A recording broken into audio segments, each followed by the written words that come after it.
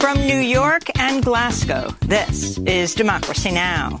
If we cannot have an understanding, a legally binding agreement, where countries agree not to push global temperatures above 1.5 degrees, if we cannot do that, we will die as a community, as a nation.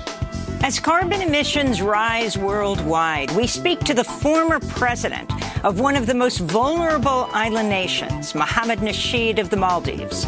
Less than 6 months after he survived an assassination attempt outside his home, he will join us from Glasgow. We'll also speak to the prominent British climate lawyer Farhana Yameen, who helped negotiate the Paris Climate Accord and was later arrested for gluing both of her hands to the ground outside Shell's London headquarters as part of an Extinction Rebellion action. Plus, we look at the fight in Glasgow over how much the United States and other wealthy nations should help poorer nations cut emissions and adapt to the devastating effects of the climate crisis. There are some rich nations and rich corporations who are holding the power, and they do not want developing countries to have access to justice, which could be in the form of vaccines or the climate action that we have been demanding for decades now. We'll speak to Harjeet Singh of the Climate Action Network, who's pushing for a fossil fuel non-proliferation treaty. All that and more coming up.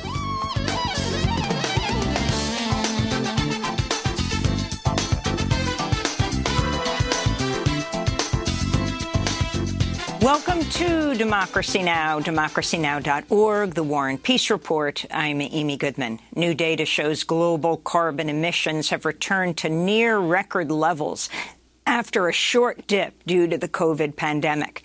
Emissions from coal, gas, and oil all rose over the past year. The findings by the Global Carbon Project came as a critical United Nations climate summit known as COP26 continues in Glasgow, Scotland. On Tuesday, the president of the Pacific Island state of Palau, Sarango Whips Jr., warned without immediate and dramatic action to curb greenhouse gas emissions, his nation will be swallowed by rising seas.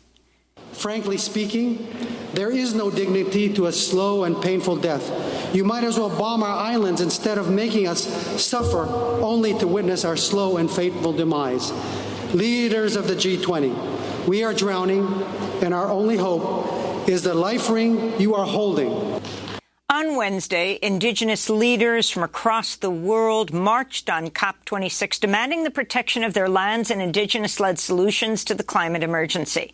Police arrested at least 5 people as hundreds of Extinction Rebellion members held a protest against corporate greenwashing at the COP. After headlines, we'll go to the UN Climate Summit in Glasgow for the rest of the hour. New Jersey Democratic Governor Phil Murphy has won a second term after surviving a surprisingly close re-election bid against Republican Jack Ciattarelli. Murphy had been heavily favored in New Jersey, which has about 1 million more registered Democrats than Republicans. It was the latest indication Democrats could lose ground during critical midterm elections next year. On Wednesday, President Biden said he hoped to reverse the Democratic Party's fortunes by passing his 10-year, $1.75 trillion green energy and social safety net bill. People are upset and uncertain about a lot of things, from COVID to school to jobs to a whole range of things, and the cost of a gallon of gasoline.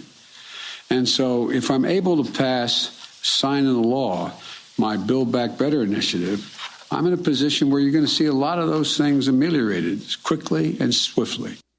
In Buffalo, New York, Democratic Socialist mayoral candidate India Walton has conceded to incumbent Mayor Byron Brown, who ran a successful write-in campaign after losing the Democratic primary to Walton. In Minneapolis, Mayor Jacob Frey has won re-election. Frey opposed a ballot measure to replace the Minneapolis police with the Department of Public Safety. That measure failed to pass. In Detroit, voters passed ballot initiatives to form a reparations task force and to decriminalize some psychedelic drugs, including magic mushrooms. Similar drug ballot initiatives passed in Oregon and Washington, D.C. last year. On Wednesday's broadcast, we mistakenly said those votes took place on Tuesday. Meanwhile, in Tucson, Arizona, voters have approved a citywide $15 an hour minimum wage by a 2-to-1 margin. For the second time, Republicans in the United States Senate have used the filibuster to block a bill to restore parts of the 1965 Voting Rights Act gutted by the Supreme Court 8 years ago. On Wednesday, Alaska Senator Lisa Murkowski was the sole Republican to join 49 members of the Democratic caucus voting in favor of opening debate on the John Lewis Voting Rights Advancement Act. The 50-to-49 majority was not enough to overcome the 60 votes needed to break a Republican filibuster. The United States recorded nearly 1,900 COVID-19 deaths Wednesday, pushing the official U.S. death toll from the pandemic past 750,000. That's 750,000 confirmed coronavirus deaths, more than any other country on Earth. And researchers at the University of Washington estimate the true U.S. death toll is even higher at over 860,000.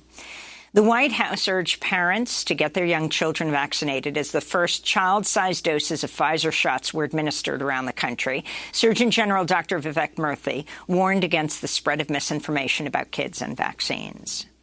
Many parents are already seeing inaccurate claims on social media, text threads, and in their inboxes. Now, I believe every parent has a right to the facts so they can make decisions for their children based on accurate scientific information. Misinformation robs them of this freedom. Russia continues to battle a worsening coronavirus wave, setting a new daily record Thursday with nearly 1,200 deaths. Russia's in the middle of what authorities are calling a non-working week in an attempt to keep people home and curb infections. Cases are also surging across much of Europe. In the Netherlands, Prime Minister Mark Rutte has introduced face mask requirements for public spaces and will expand the Corona Pass program, requiring proof of vaccination for museums, gyms, outdoor terraces, and other public spaces. The World Health Organization's granted emergency use authorization to India's COVID-19 vaccine known as Covaxin. The 2-dose vaccine is based on an inactivated form of the coronavirus. It's easily stored and showed 78% efficacy against symptomatic disease in a clinical trial. It's the 8th COVID-19 vaccine approved by the WHO. The U.S. has added the Israeli firm NSO Group to a trade blacklist following reports its Pegasus spyware was used by governments to target activists, journalists, and government officials. NSO's spyware has been used on phones belonging to family members of assassinated Saudi journalist Jamal Khashoggi and reporters and dissidents from the United Arab Emirates and Mexico, among other places. You can see our full coverage of the issue at democracynow.org. Hundreds of protesters marched through the streets of Mexico City Wednesday, carrying crosses bearing the names of murdered women, demanding strong government action to end femicide. Mexico's government reported at least 762 women were murdered between January and September this year. But a recent report by Amnesty International found the true toll is likely much higher, with more than 10 women and girls killed daily across Mexico. Meanwhile, trans women held a ceremony in Mexico City Tuesday, marking Mexico's national holiday, the Day of the Dead. This is trans activist Kenya Cuevas. Historically, transgender women have been invisibilized. Our families exclude us. In the Mexican altars of our families, there will never be a picture of us. That is why it is crucial to place this altar to vindicate the trans women who have died. Mexico has the second highest rate of reported murders of trans people after Brazil and just ahead of the United States. In immigration news, President Biden responded to reports his administration is considering compensation of up to $450,000 per family separated at the U.S.-Mexico border under Trump's zero-tolerance policy. $450,000 per person. Is that what you're saying? That was separated from a family member at the border under the last administration. That's not going to happen. Anthony Romero, the executive director of the ACLU, which is representing the affected families, said Biden's refusal to remedy the trauma and other psychological harm caused by family separation would be an abandonment of a core campaign promise. A new report from the Transnational Institute finds some of the world's most polluting countries have spent over twice as much on border enforcement than on combating the climate emergency. The worst offenders are Canada, the U.S., Australia, and the U.K. Additionally, the world's largest fossil fuel companies are employing the same companies that receive government contracts to militarize their borders. Activist Kumi Naidoo responded, quote, "It's unacceptable that rich countries are building a climate wall and spending more on arming their borders than on tackling the root causes that drive climate-linked displacement." To see our interview with Kumi Naidoo, go to democracynow.org. In Georgia, the judge overseeing the murder trial of 3 white men who hunted down and killed black jogger Ahmaud Arbery last year found intentional discrimination in the jury selection after a single black juror was chosen. The 11 other jurors are white. The judge, nonetheless, is allowing the trial to go ahead with opening statements expected Friday. And in labor news, New York City taxi drivers are celebrating a major victory after New York agreed to restructure medallion loans, which could eliminate millions of dollars in devastating debt. Under the agreement, individual debts will be maxed out at $170,000, down from an average of about $500,000. The city will also give the main lender a cash payment for each indebted driver and guarantee every loan. Taxi drivers had been on hunger strike for 2 weeks before the deal was announced. This is Bhairavi Desai of the New York Taxi Workers Alliance speaking Wednesday. This is a historic moment. These terms mean that over 4,000 to 6,000 families can get their life back. These terms mean that our brothers and sisters will no longer have a lifetime of debt. You can see our recent interview with Bhairavi Desai and with 2 people who joined the hunger strike at democracynow.org. And those are some of the headlines. This is Democracy Now!, democracynow.org, the War and Peace Report. I'm Amy Goodman, joined by Democracy Now! Co-host Nermeen Sheikh. Hi, Nermeen. Hi, Amy, and welcome to our listeners and viewers across the country and around the world. We go now to the UN Climate Summit in Glasgow, as new data shows global carbon emissions have returned to near record levels after a short dip due to the COVID pandemic. Emissions from coal, gas and oil all rose over the past year. We turn now to one of the world's leading climate advocates, Mohamed Nasheed, the former president of the low-lying island nation of the Maldives, which is located in the Indian Ocean.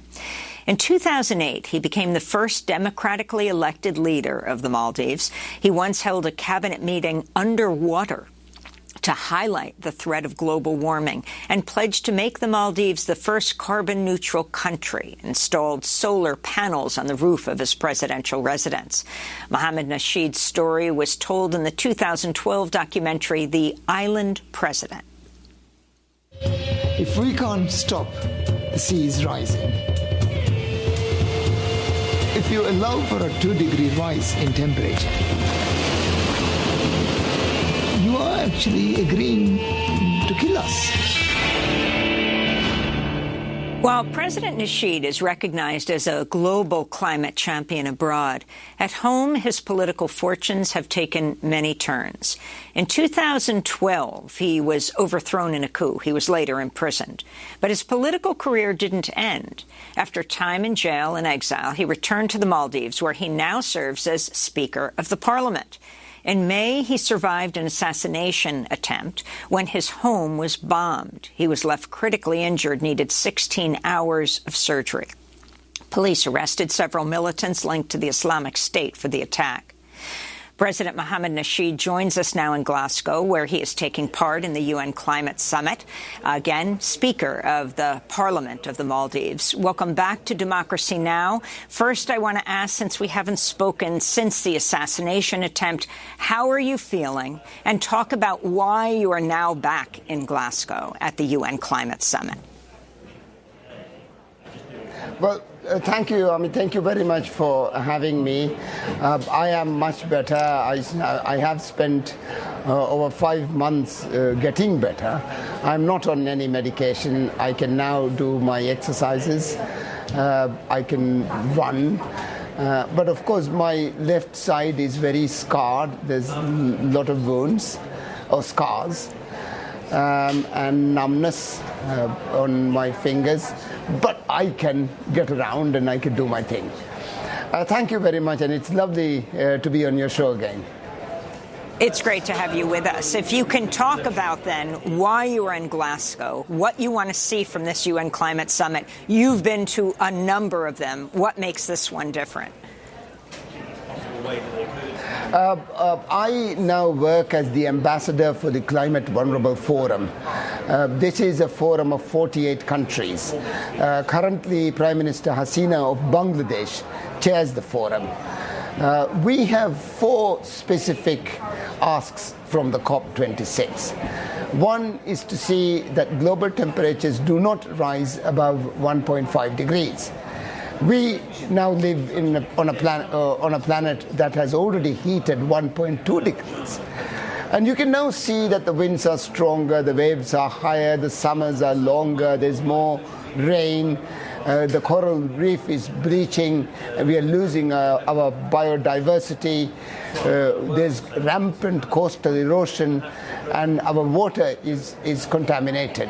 We are spending more than 30% of our budget on adaptation measures. We are challenged from all sides, and we come to COP to ask countries to maintain 1.5 degrees. That's very important. We also want to remind countries that in 2009 they pledged developing countries and climate vulnerable countries to pay $100 billion a year, but that hasn't realized, and we want to see that contribution again on track. We also like to see countries submit their nationally determined contributions, NDCs, every year instead of every 5 years. That is what countries think how much they would emit carbon in the next year. So we would like to see countries do that every year. The climate vulnerable countries are also very debt-ridden. Most of our countries pay 20% of our budget for debt repayment. We would like to see a debt swap to climate resilient projects and restructure our debt. So, we have these kind of very focused 4 things that we are asking, and I am hopeful that these issues would figure in the outcome of COP26, in the decisions that the countries make at the end of this conference. President Nasheed, what responsibility do you think developing countries that are now among the biggest emitters, some of them, have with respect to cutting emissions? You've said the argument of historical emissions cannot be used as an excuse for developing countries to keep polluting. You said, quote, "It's like saying that the West has brought us to the brink and the new big emitting countries have a right to push us off the cliff." President Nasheed. Well, that certainly is the case, but that is no reason why historical big emitters, countries that have emitted carbon for the last 500 years and has found a very prosperous living because of that, should not help other countries who are in need. Now, for instance, let's say India's ambition. Recently, they have come out and they have suggested that they would make 50% of their energy from renewable sources in 20 years. That's a huge ambition. And I think developed countries must understand and see these gestures and these efforts of other countries and play a bigger role in it. Yes, none of these people should be emitting carbon and poisoning the atmosphere. They must find new development strategies, and these strategies are available. So the developed countries must contribute to the developing countries in both mitigation and adaptation. And President Nasheed, do you think it's significant that Russia and China have not sent representatives to the COP? Does that have a huge effect? And do you think it says anything about their commitments with respect to reducing emissions? Well, it is very, very sad that China and Russia is not here. And it is again also very worrying if countries think that they can use the UNFCCC or the climate negotiations as strategic leverage on their other disagreements and differences. I would like countries to set climate differences to be climate differences and not to mix them with their other strategic differences. China must come, Russia must come to the table. They cannot not come here and maintain business as usual. That has a very big impact on other countries. It is very worrying that they are not here. I hope that they will still send their good envoys and that they would make a contribution that would maintain global temperatures below 1.5 degrees. Russia and China must do that.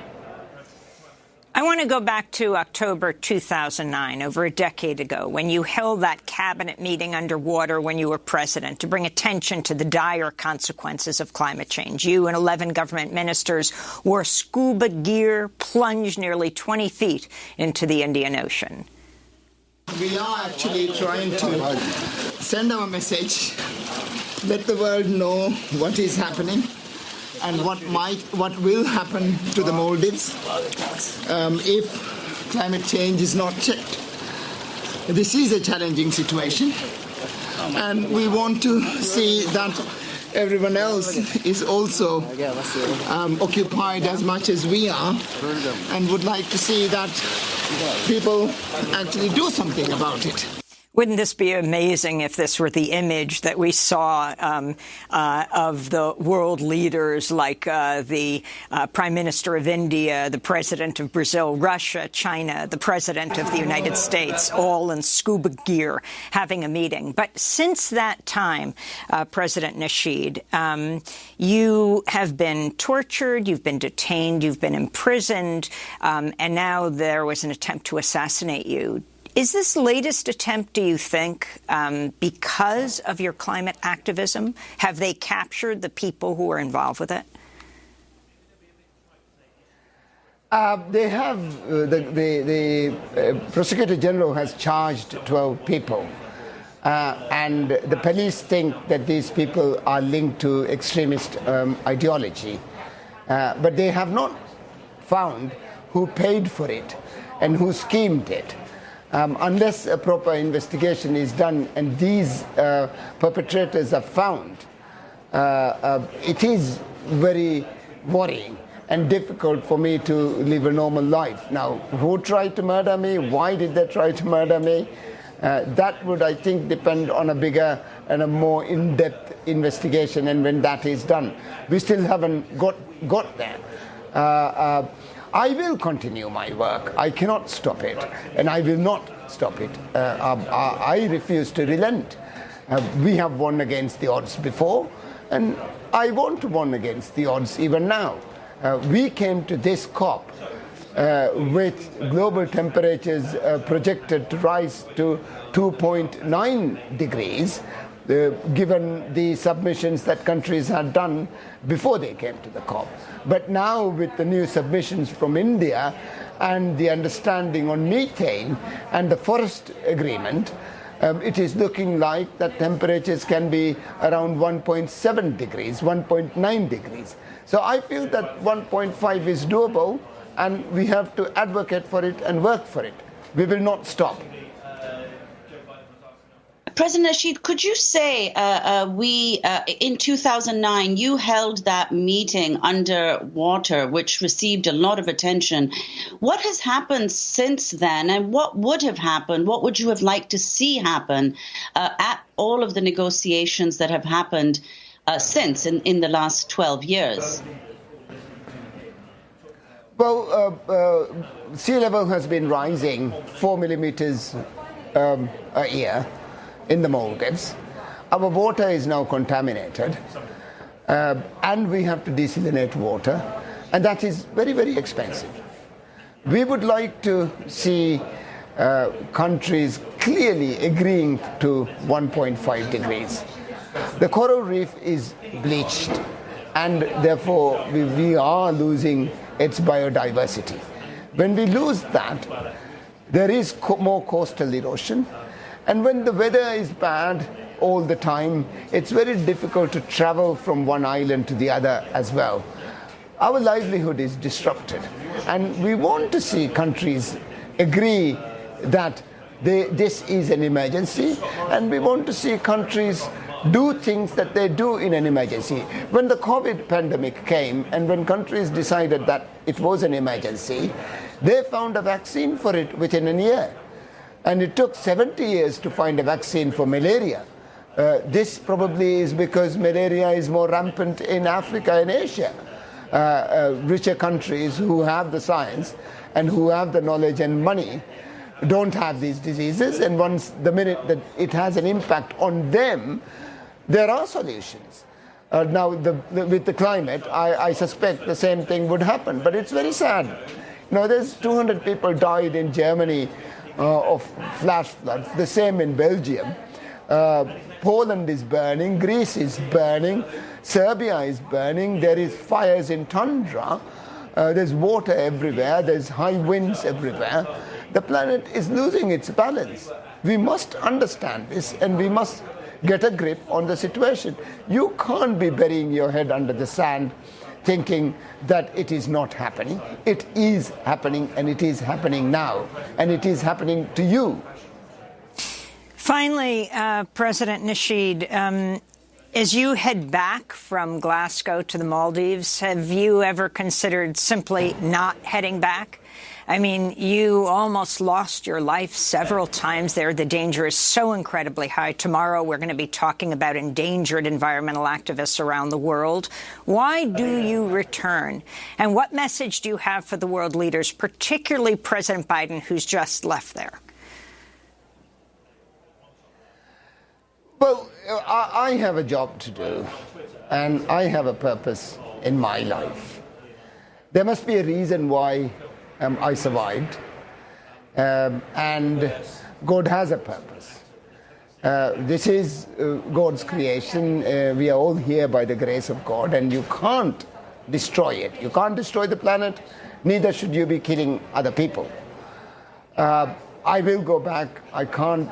I do not want to live elsewhere. I like my country, and I want to live in the Maldives. A fish can't survive out of water. And I know it's tough, and I know it's dangerous, and I know it's difficult. But I want to live there. And I want to continue doing what I do, which is advocate for climate change action, advocate for human rights, advocate for democracy, to see that our people have a better living, to see that our rights are defended. I will go back. Mohamed Nasheed, former president of the Maldives and climate justice champion, recently survived and recovered from an assassination attempt in May. He's now Speaker of the Parliament of the Maldives. And as he talks to us from Glasgow, there is a large, slowly rotating globe that is suspended over the UN Climate Hall. Coming up, we speak to the prominent British climate lawyer, Fahana Yamin, who helped negotiate the Paris Climate Accord, was later arrested for gluing both her hands to the ground outside Shell's London headquarters as part of an Extinction Rebellion protest. Stay with us. San Juan, people hear me. Gaza, people hear me. Stand strong.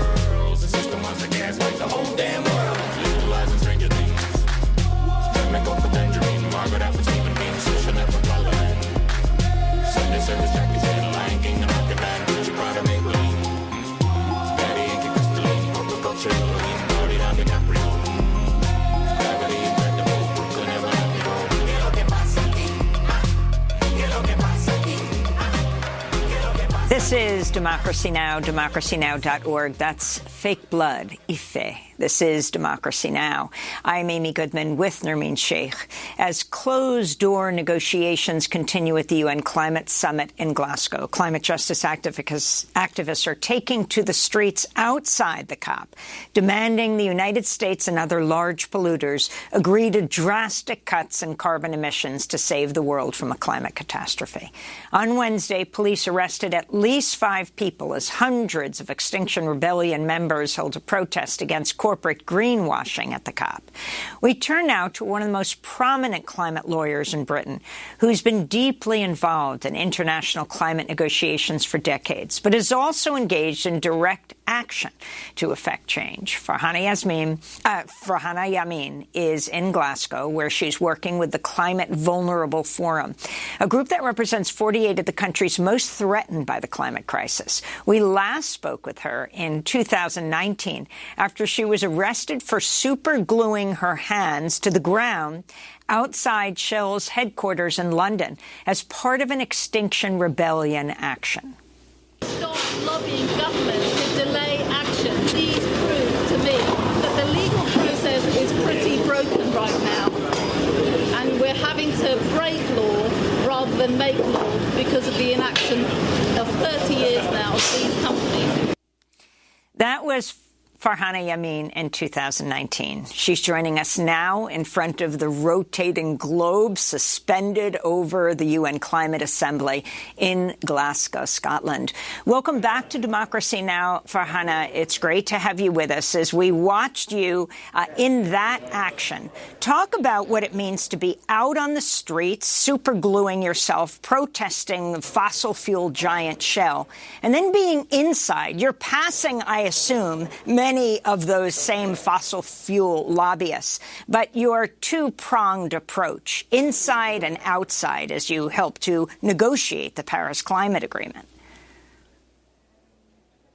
Thank you. Well, thank you for having me back. I really salute all those who are taking the actions in the streets and demanding real accountability, demanding climate justice. Climate justice, you know, my nerdy legal self, is actually in the Paris Agreement. It's a paragraph here in the preamble. We're trying to make good on that preamble or paragraph, and we're trying to hold, you know, corporations and countries to account. The net zero emissions goal, which was a very important goal, is not just greenwash. It has to be made good. It has to have emissions that are real, and those emissions cannot be bought at the expense of vulnerable people and countries, in effect displacing emissions, and they must have strong accountability for their actions, which must result in actual changes, not just, as I said, greenwashing and buying offsets from others. Farhana, as we mentioned, Extinction Rebellion members have been protesting against corporate greenwashing at the COP. Could you explain what historically the role of corporations has been in these climate conferences, and the fact that some of the largest oil, gas and coal producers have yet to outline how they intend to decrease fossil fuel use? Well, the role historically of the large oil and gas companies has been to lobby countries to delay action, to stop the science being acted on. And that's what's happened for 30 years. And the frustration that I had, you know, back in 2019 was to see how well organized, how well funded, how well orchestrated that lobbying, marketing, behind the scenes manipulation was that has resulted in the delays here. So I'm very happy that groups like Extinction Rebellion and many others are now outing these companies, and we are learning more and more through investigative journalism of the role that has been played in stymieing action by these companies. So I really welcome, you know, a torch being shone on their very clever orchestration. And it's time also that, you know, advertising companies, the Edelmans of the world, the PR, marketing and other professions that are aiding and abetting this obstruction, it's time that they realise that those delays that have resulted have also resulted from their own actions. You know, you cannot now accept clients who are basically putting the earth in peril as clients and still say that you support sustainability? Well, in August, the IPCC report was quite staggering in its warnings about what the world will face if extremely swift and large-scale actions are not needed. The UN Secretary General called this a code red, called the report Code Red for Humanity. You've attended 23 of the 25 COPs. What have you seen change as the urgency of the situation has so manifestly grown? Yeah, it's 24 out of 26, but what's changed for me is actually a huge amount of energy, a huge appetite for change and a demand for action coming from our young people, from our indigenous people, from women, from our trade union, from workers from around the world. And that is being stymied, is being stopped, and is not coming into the energy that's needed in this room. I stress the word energy because today's Energy Day, and the energy that we need is political energy, because it's really the politicians who are behind the science. The politicians are listening and in the pockets sometimes of the vested interests that I spoke about, from the fossil fuel industry to large agribusiness. And I think that that's what has shifted here, is that realization that we have to act together. And these corporations, those who are most powerful, especially the G20 countries, they have to act, and they cannot hide behind any more excuses. Farhana Yameen, in 2015, you helped negotiate that landmark Paris Agreement. President Biden, when he was at COP this week, apologized for the previous president, Trump, pulling the U.S. out of the Paris Climate Agreement. What message do you have now for the U.S. Congress, where you see this major division within the Democratic Party, let alone the Republicans, around the issue of a Green New Deal and providing enough money to transition the U.S. off of fossil fuels? What message do you have for them right now among those? Senator Manchin, who is the largest oil, gas, and coal recipient of campaign funds in the U.S. Congress, who has almost single-handedly stopped the climate accord in Congress from moving forward.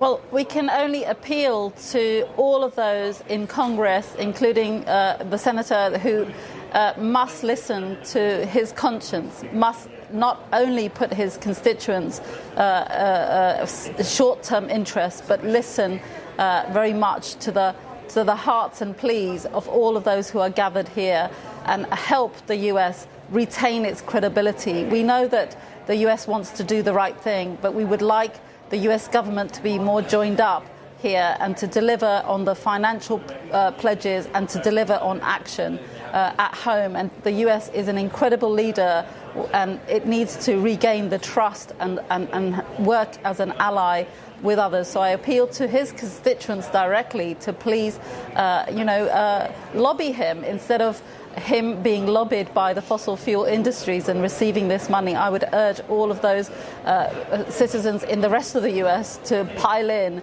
and put the pressure on, because it really matters. The U.S. really matters, and its delivery on its promises, its pledges, really matter here.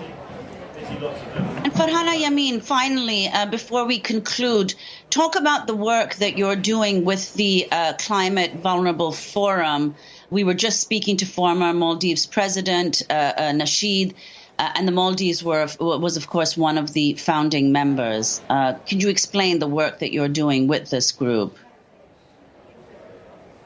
Well, we've been working to get the whole of this conference to adopt a climate emergency pact framing that delivers on an annual, year-by-year ambition cycle instead of the 5-year cycle that we had in Paris, to deliver on the 500 billion, which is the total sum, if you add up what was owed from 2020 to 2024.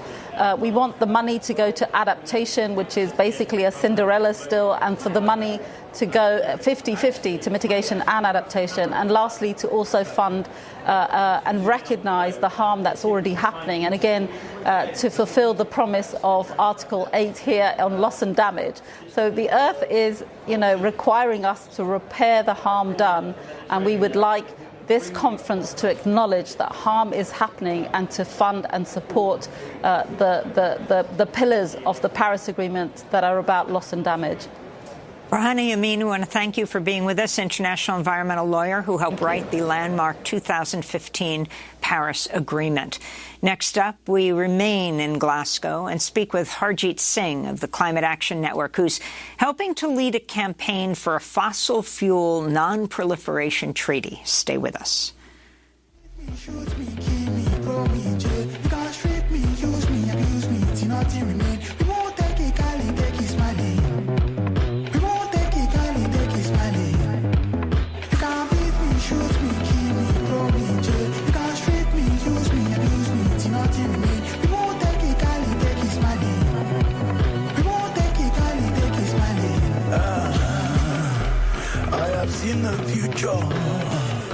In the future we want. We have been reborn. To build we must destroy. I don't want peace, so we don't talk to retire. I won't say please, so we fight fire, we fire. We are the people, we won't sit and be quiet. Government devils, all of their liars, all of their liars, all of their president, governor, senator, commissioner, ambassador, minister, treasurer, advisor, judge, army, policeman, sergeant, inspector, general, all of them, all of them. You can't beat me, shoot me, kill me, throw me in jail. You can't strip me, use me, abuse me, it's nothing remain. We won't take it, kindly take it, smiling. We won't take it, kindly take it, smiling. You can't beat me, shoot me, kill me, throw me in jail. You can't strip me, use me, abuse me, it's nothing remain. We won't take it, kindly take it, smiling.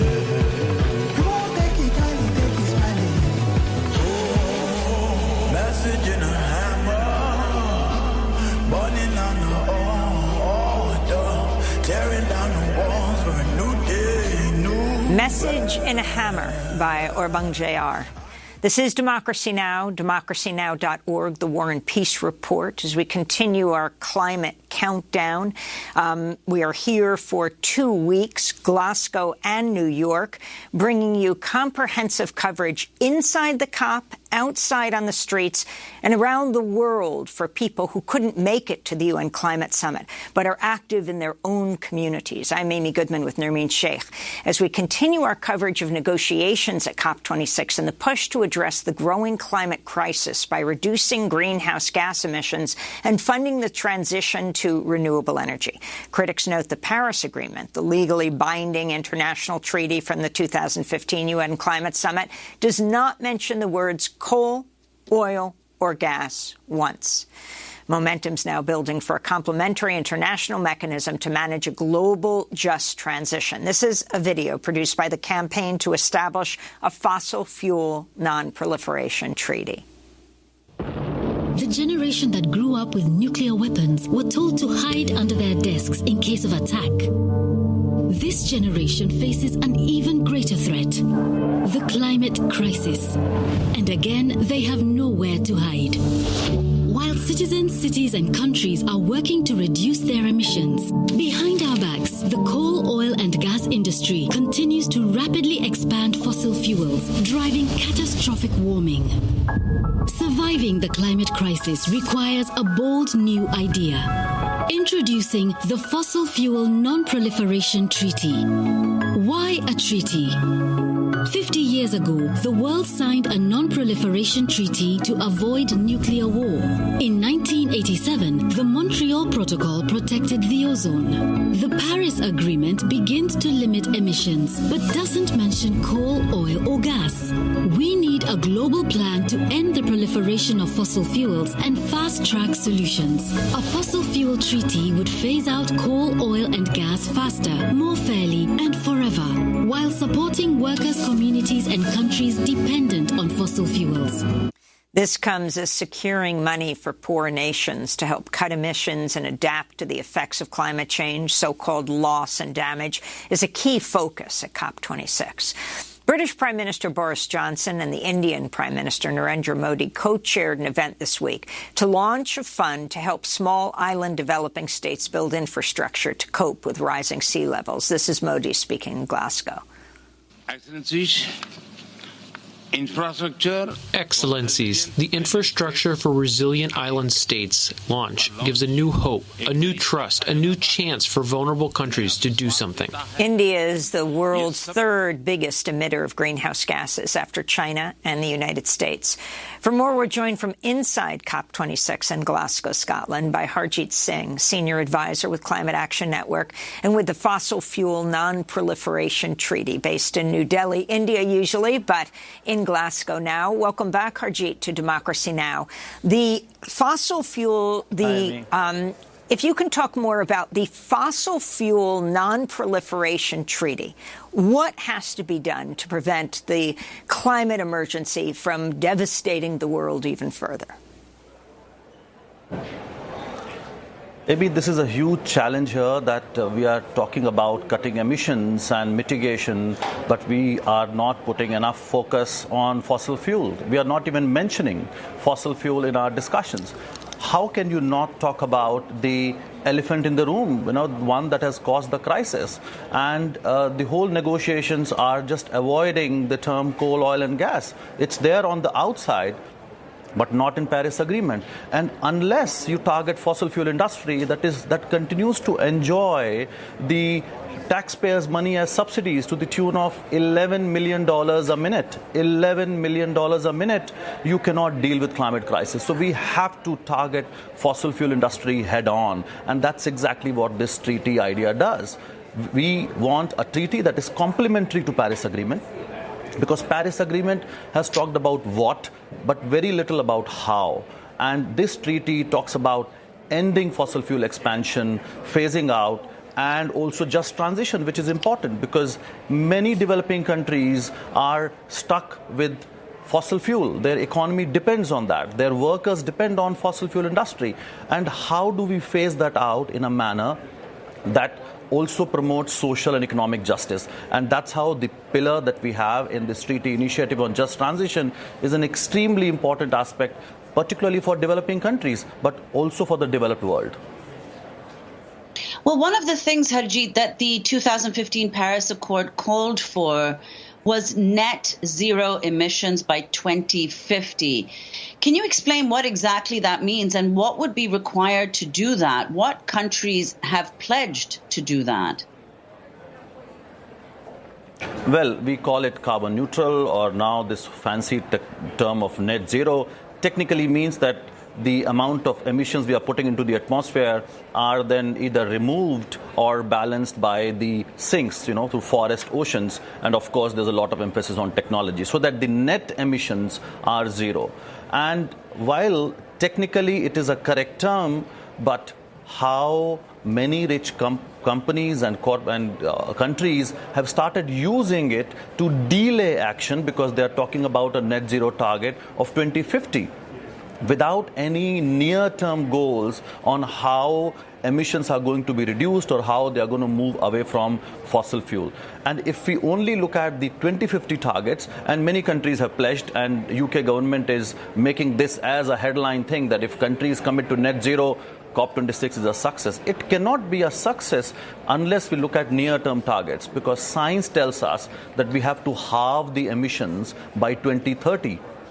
Just in 9 years. Where is that plan? And we don't see that plan being discussed, except a handful of countries who are talking about near-term targets. And that's not going to, make us meet the target of Paris Agreement of staying below 1.5 degree. So it is really concerning to put so much of emphasis on net zero with such longer-term time plan and not looking at near-term targets. Well, you've also said, Harjit, just to go to other big polluting countries now, you've said in another interview that there's a lot of pressure on India to commit to a net zero target without recognizing that comparing India and China is not fair.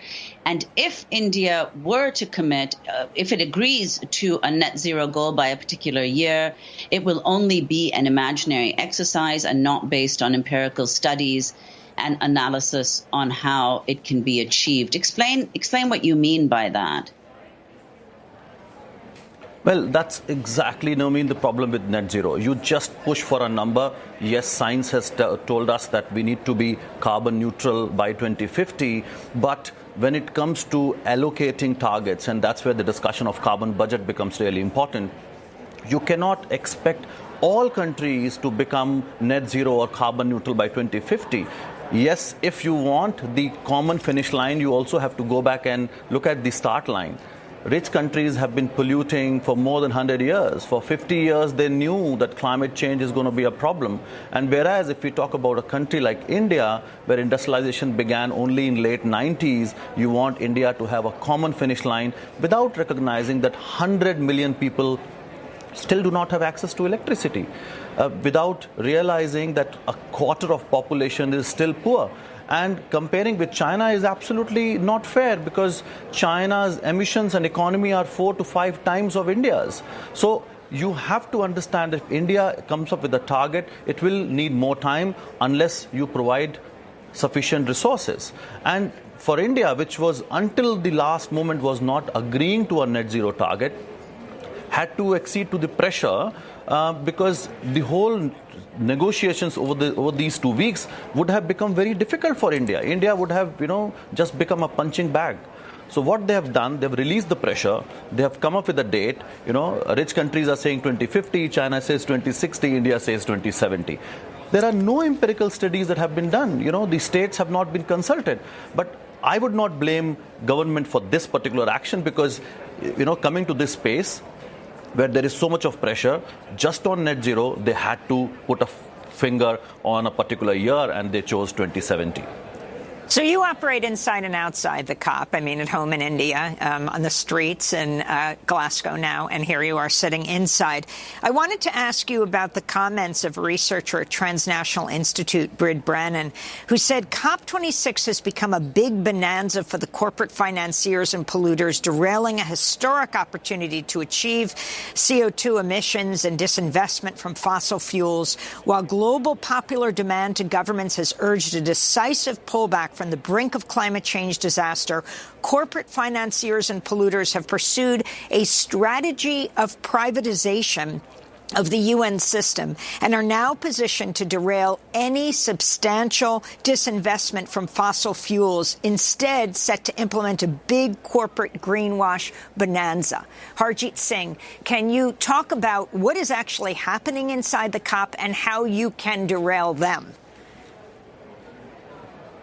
Well, I'll go back to the same problem that is at its core of negotiation, where you don't talk about fossil fuel industry, where we don't talk about the interests of corporations and how they have been trying to manage these negotiations. Until this point, they were also funding the COP process itself, and after a lot of advocacy efforts from civil society, they have been backed off, particularly for this COP. But that's not enough. As the comment clearly says, that they have increased their power, and now they are using those numbers of trillions of dollars just to say that they are on track. But in reality, they are getting a lot more power, and that's exactly the reason developing countries and civil society have been saying that we have to talk about public finance. Even that $100 billion, which is supposed to attract trillions, is not public finance. And if we rely on such private finance, where profit motive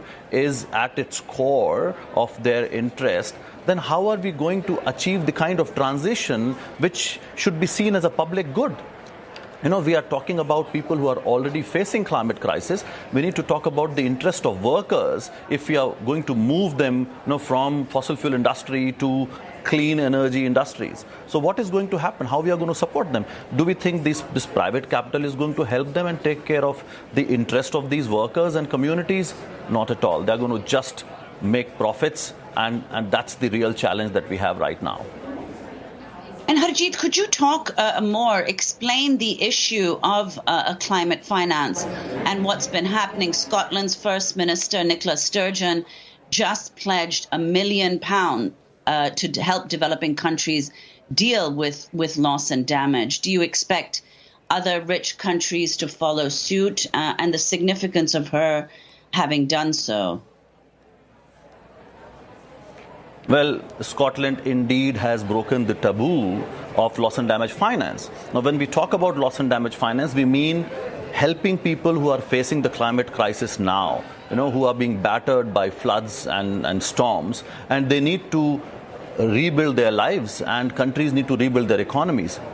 There is no stream of finance on loss and damage under this UN system. And we have been fighting for it, I would say, for 30 years, because the first time it was Vanuatu in 1991 who brought up the issue of how are we going to help countries who are being affected or who are going to be affected by climate change. And here we are. There is no stream of funding, and the United States has been blocking it right from the beginning and not even allowing it to be on the agenda of even this particular COP.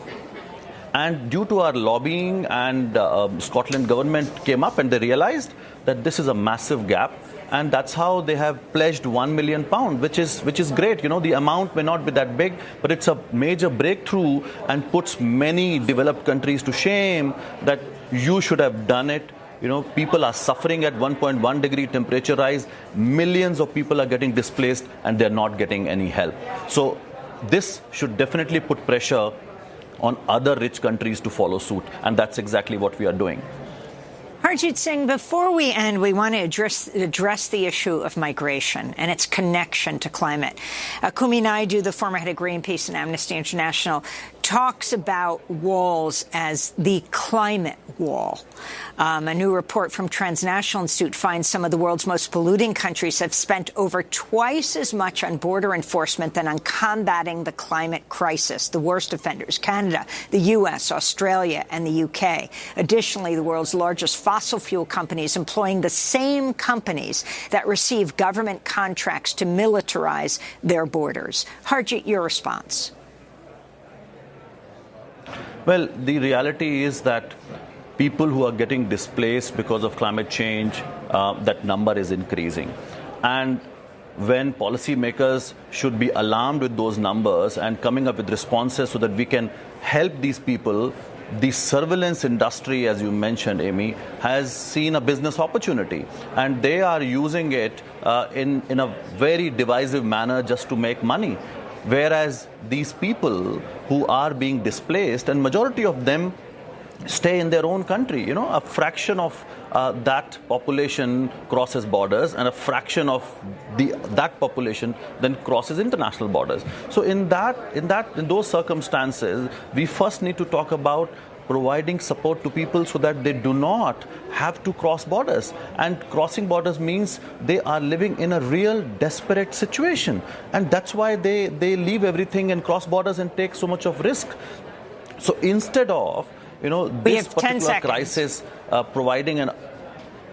providing opportunity to the surveillance industry to make money, we all should be coming together and showing solidarity to these people who are getting displaced and support them so that they can rebuild their lives. We want to thank you so much of Climate Action Network.